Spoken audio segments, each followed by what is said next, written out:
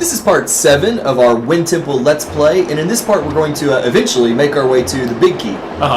That's all we do, basically. That's pretty much all we do in this part. Like, I was like, I don't believe we do really anything else except just walk through we go through a couple rooms in this one. Yeah. I think the next part where Red gets stuck when he was playing or something like that. Yeah, the next part I feel like we definitely do make a little bit of progress in this one. But I think there's a lot of the beginning part I think is in this main room, right? As usual, I feel like we've been in this room forever. Yeah, because I think I fool around Maker and do some like pretty cool moves with him. Yeah, you fly straight into a fence. Well, kind of. Yeah, kind of. That's exactly what I do here. Is it right here? I'm pretty sure. Like, where I don't know what the heck I was thinking. I thought it was right. Oh, no. No, I gotta go to the next level. We're getting ahead of ourselves. Yeah, because that is absolutely hilarious. So what we're trying to do is find the right path to go to get to the Big Key. I mean, that win was awesome because it took you all the way up to the top, but it was also a pain because, like, when you were trying to, like, navigate a little bit, especially with Maker, like, if you got stuck in that wind tunnel or whatever, like, you couldn't do anything. No, it was see frustrating. Maker go for a little ride later on, too. Yeah,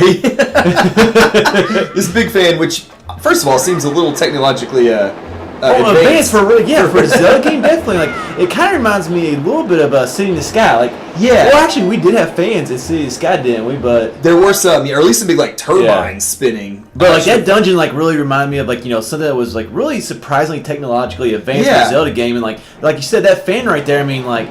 First of all, we said it like, how does that thing even get there in the first place? But just you don't really see things like that usually in Zelda games. No, definitely not. Now, one thing I noticed right here, we haven't got the magic meter upgrade. Actually, I don't think we get it.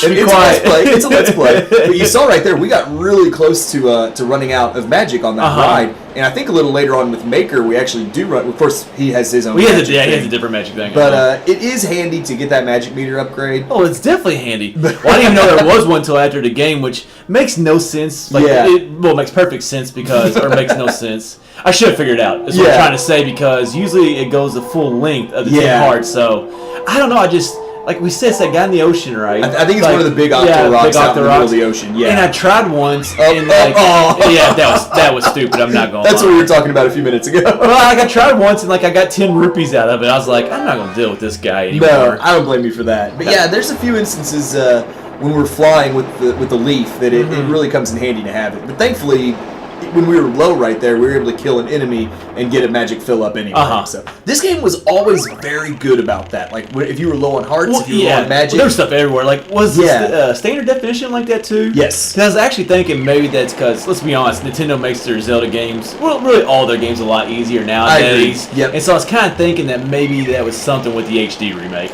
No, it's the same way with the standard definition version. It just doesn't look as good, though. No, it doesn't. Now, how about this right here, land this ledge? Oh, my remember gosh. I did that? And just the view I got, like, right there. I mean, I just remember, like, I had no clue that you can even do that. Oh, not at all. It was blind luck is what it was.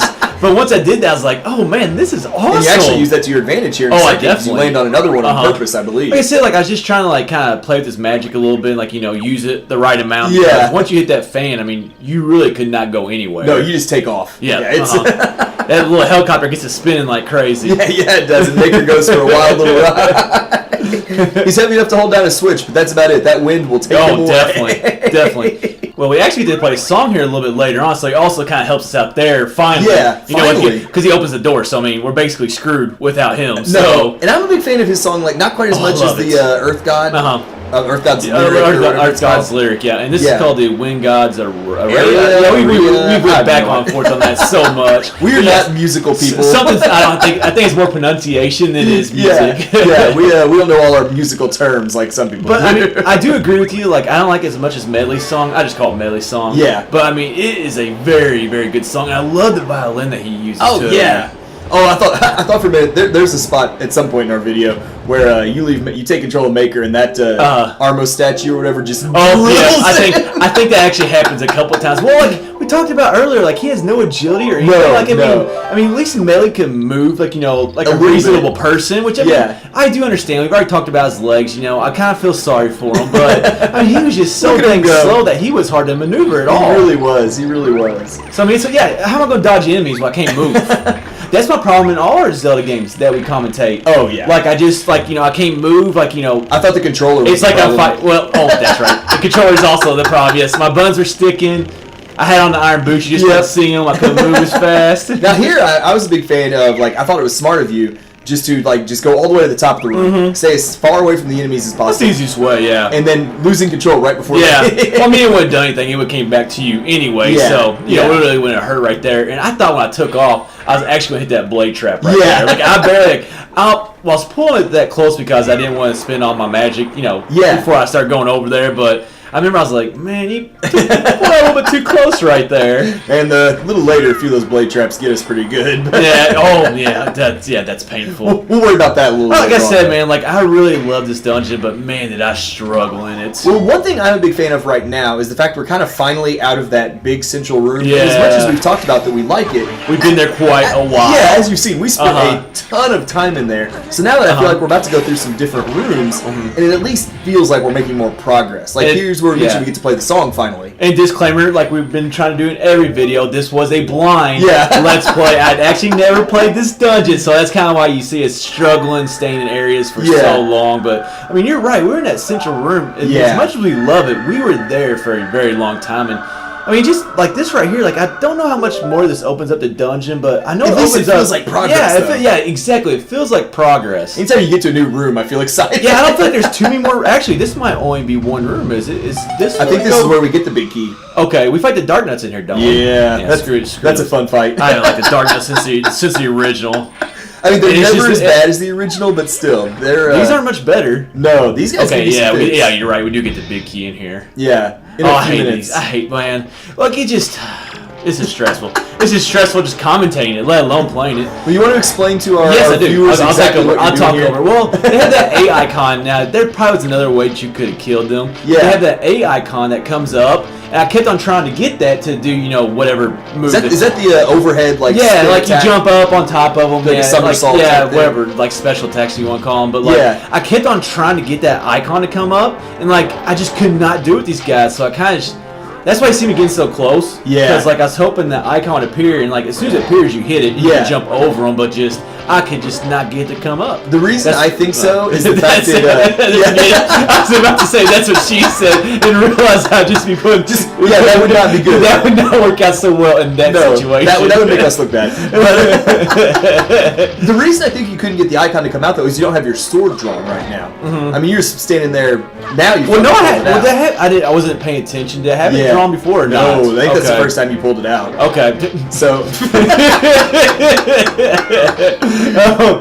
anyway, now that could be true. So that's the only thing I could think of, because I was watching this, prepping for our video, and I'm like, what is he doing this whole time? Yeah. Well, actually, like I remember when I was cutting this video, I was like, that's my first initial thought. I'm like, what in the world are you doing, you idiot? And I finally figured out that I was waiting for the A button, and you could have been right. I wasn't paying attention, but I might not have had my sword drawn. Yeah, and I hate to say this is one of the few times you will see us actually have to use a fairy to stay alive. Well, you should you see, if you do the same thing, Red, the hearts actually just fill up. Like the fairy doesn't well, actually, it does. You kind of see it briefly. It does circle you a little bit, but it's not as noticeable as the other games. So we could maybe gotten away with it. I don't know. I think they would have noticed when we kept getting hit and we didn't. Yeah, that's true. There we go. That's the attack. We went from 1/2 hearts or a quarter heart to I don't know how many I have, like 8 or 9. It's not very many. No, but I was glad when you finally got that first hit in on him. It's like, wow. I couldn't break him up either. I was trying to get that A icon button. Oh, that's where he hits his friend right there, dude. That was hilarious. Awesome. Just sent him flying. But at the same time, I was also trying to get them separated. And they would just not separate until I finally hit one. And once they're separated, though, they do become a little easier. Actually, they're knocking their buddies back.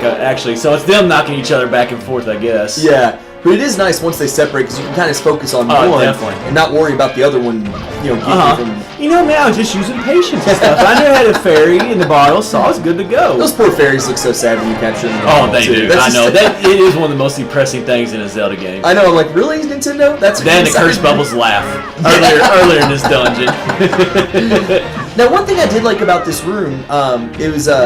We've recently kind of commentated the Minish Cap as well, and there was some instances near the end of the Minish Cap where you would fight 3 Dark Nuts at the same time, and man, they were tough in that game too. They weren't near as tough. Well, They were tough in a different way. Yeah, they were like, well, it's a 2D game, so like, you know, it's kind of different in that of course, sense, but you know, 3D versus 2D both offers its own like, you know, difficulties. Yeah, man, I'm glad we finally killed those guys. I mean, honestly, I hate them, but I hate them in any game. Yeah, I hate Dark Nuts in every Zelda game. Well, I don't think they've been in every Zelda game, but everyone they've been in, I've hated. Yeah, we've and I'm pretty sure every time we encounter them, we'll always say they're not as bad as the original, but they still suck horrible. Oh man, they're in that room with the 6 blue Dark Nuts in the original. I try not to remember that room. Hey, we finally got the big key. We did get the big key, which I do love the way it looks. I do love how the big key looks in this game. I've really not paid attention to that whatsoever. It was nice. It looked like the icon had like a little eye in it, something like a like the lens of truth. Yeah, does it have like kind of like that same look to it? Pretty much, yeah. So I just like the way it looked. I agree. Anyway, now that we got that key, this wraps up part 7 of the Wind Temple.